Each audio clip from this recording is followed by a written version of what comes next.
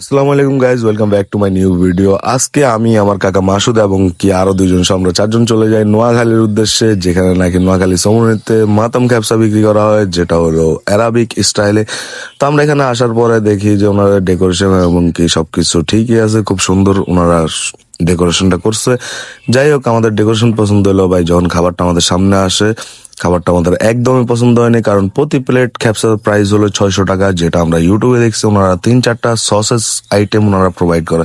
কিন্তু এখানে আসার পরে দেখি যে ওনারা মাত্র একটাই সস আমাদেরকে প্রোভাইড করছে, তা হলো টমেটো চাটনি। ভাই, খ্যাপসার সাথে কে টমেটো চাটনি খায়?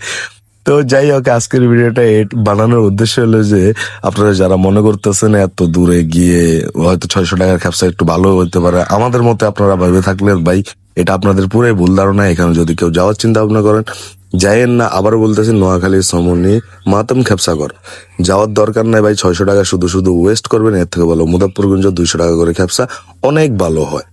এটাই আজকের ভিডিওটা বানানোর উদ্দেশ্য, যে এখানে যাওয়াটা পুরাটাই মানে ভাই 2 লিটার তেলের যে সংকট, 2 লিটার করে তেল জ্বালায় আমরা 2টা বাইক গেছি, আমাদের পুরো তেলটাও লস, আর প্রাইস থেকে 600, এটা তো পুরাই লস। তো আজকে ভিডিও এতটুকুই, দেখা হচ্ছে নতুন কোনো ভিডিওতে। আর পেজটাতে যদি নতুন হয়ে থাকেন ফলো করে দিন, ইউটিউব থেকে দেখলে সাবস্ক্রাইব করে দিন। টাটা, বাই বাই, আল্লাহ হাফেজ।